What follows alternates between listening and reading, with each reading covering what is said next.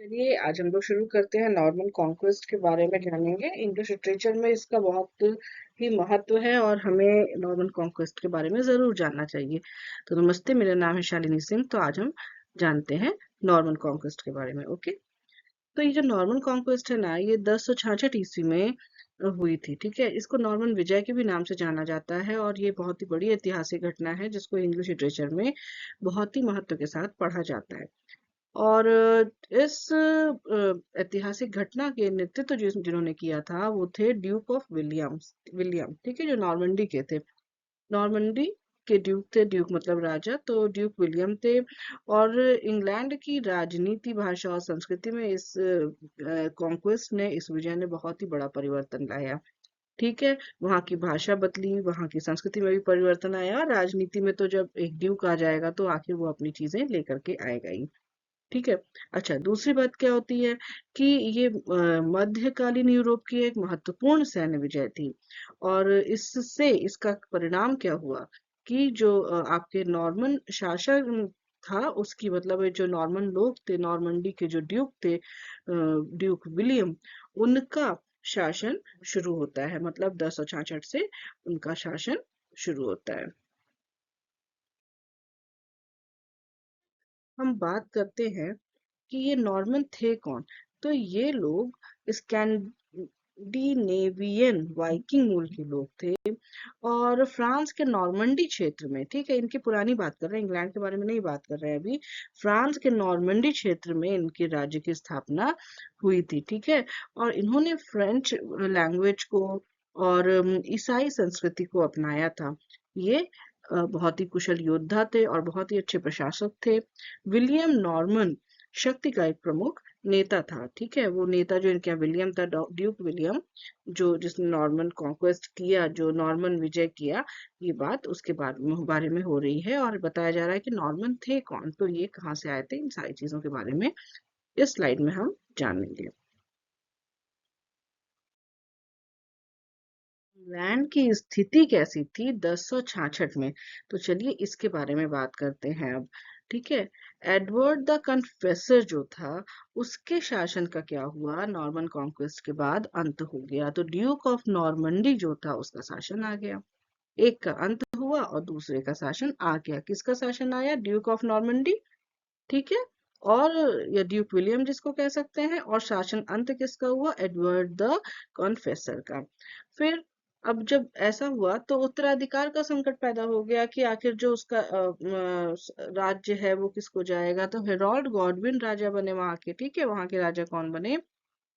England के बने Harold Godwin. ठीक है, फिर कई लोगों ने सिंहासन पद पर दावा किया। नॉर्मन आक्रमण का मार्ग तैयार हुआ। क्या हुआ? नॉर्मन आक्रमण का मार्ग तैयार हुआ। भाई, जब उत्तराधिकारी नहीं होगा, उसका अंत हो जाएगा, तो उसके राज्य पर, उसके सिंहासन पर बैठने वाले बहुत सारे लोग आ जाएंगे। हम बैठेंगे, हम बैठेंगे। ठीक है, तो इससे क्या होगा? सिंहासन के दावेदार इकट्ठे हो गए, तो हेरोल्ड गॉडविन राजा बने। और उससे क्या हुआ? कई लोग और भी जो है सिंहासन के दावेदार बने। तो मतलब आंतरिक क्लेश पैदा हुआ। ठीक, कहाँ पे? इंग्लैंड में। तो जब ये सब आंतरिक क्लेश पैदा हो रहा था इंग्लैंड में, तो उससे क्या हुआ कि नॉर्मन आक्रमण का मार्ग तैयार हो गया। अब बात आती है कि सिंहासन के कितने दावेदार हुए। तो जब ये आपके स्कैंडिनेवियन वाइकिंग जो थे, नहीं नहीं सॉरी, आपके एडवर्ड द कन्फेसर, सॉरी, हाँ, एडवर्ड द कन्फेसर जो थे, जब उनके शासन का अंत होता है तो तीन लोगों ने दावा किया। कौन कौन? विलियम ऑफ नॉर्मंडी, जिसने आखिर नॉर्मन कॉन्क्वेस्ट हुआ ही। दूसरा दावेदार कौन? Harold hard rod. ठीक है, तो सॉरी, हेरोल्ड जो था, हार्ड्रोडा, उसने भी पेश किया अपना दावा कि मैं भी बन सकता हूँ राजा। और तीसरा हेरोल्ड गॉडविन, जो स्वयं को वैध राजा मानता था। ठीक है, लेकिन तीनों शक्तियों में क्या हुआ? फिर ऐसे में संघर्ष शुरू होगा। हर कोई लड़ेगा कि मैं बैठूंगा इंग्लैंड के राज सिंहासन पे। और तभी क्या हुआ कि विलियम ने सैन्य अभियान की योजना बनाई। और अंततः हम उसकी ओर बढ़ ही रहे हैं आखिर, कि जानेंगे ही फिर क्या हुआ। बाद क्या होता है, नॉर्मन आक्रमण की शुरुआत हो जाती है। ठीक है, विलियम ने विशाल सेना और नौसेना तैयार की। सितंबर 1066 में इंग्लैंड पहुंचे और दक्षिण तट पर आधार बनाया। ठीक है, कि अब तो मुझे यहाँ से आक्रमण कर देना है इंग्लैंड पर। और फिर क्या होता है, हेरोल्ड सेना लेकर सामना करने वहां पहुंच गए और बहुत ही निर्णायक युद्ध हुआ, और जिसका निर्णय विजय के रूप में, नॉर्मन लोगों की विजय के रूप में हमारे सामने प्रतिलक्षित होता है। तो अच्छा, तो अब हमारे सामने क्या आता है, हेस्टिंग्स का युद्ध होता है। जब ये सारे लोग इकट्ठा हो गए, ठीक, तो क्या हुआ, हेस्टिंग्स का युद्ध हमारे सामने होता है, जो कि 14 अक्टूबर 1066 को हुआ था। अच्छा, ये तीन लोग, फिर से एक माइंड रिफ्रेशमेंट करती हूँ कि कौन कौन वो तीन लोग थे, क्या कोई बता सकता है? तो एक बार आप लोग याद जरूर कीजिए। ठीक है, तो दो हेरल्ड थे, ऐसे करके आप याद कर सकते हैं। ठीक है, दो हेरल्ड थे, और तीसरा कौन था, Norman, that is Norman, Duke of Normandy. ठीक है, विलियम। फिर क्या होता है कि 14 अक्टूबर 1066 को युद्ध हुआ। नॉर्मन सेना का नेतृत्व विलियम ने किया। अच्छा, और एंग्लो सेक्शन सेना जो आई, जिसका नेतृत्व कौन कर रहा था, हैरोल्ड कर रहा था, हैरोल्ड ने किया।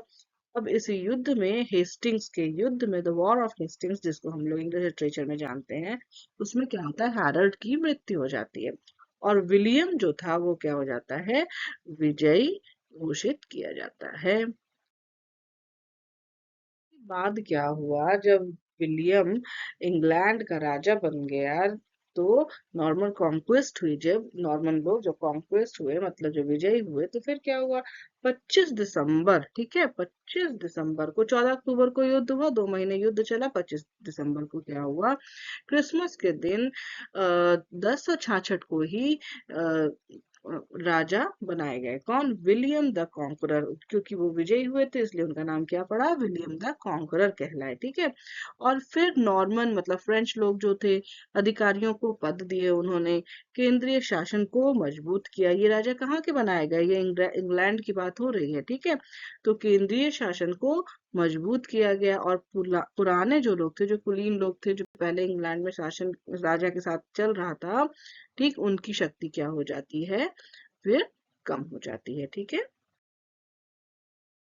जो एडमिनिस्ट्रेशन था उसमें क्या बदलाव हुआ, जो प्रशासनिक बदलाव थे उनकी बात करते हैं। तो सामंती व्यवस्था स्थापित हुई, भूमि नियंत्रण अब राजा और उनके समर्थकों को के पास आया, और राजा बने अब विलियम ऑफ नॉर्मंडी। तो उन्होंने नए नए किले बनवाए, उन्होंने अपने हिसाब से कर व्यवस्था संगठित की। ठीक है, जो एक नया राजा करता है वो सारी चीजें। और डूम्सडे नाम की एक बुक हमारे सामने आती है, जो कि उसी समय 1066 के बाद तैयार होती है।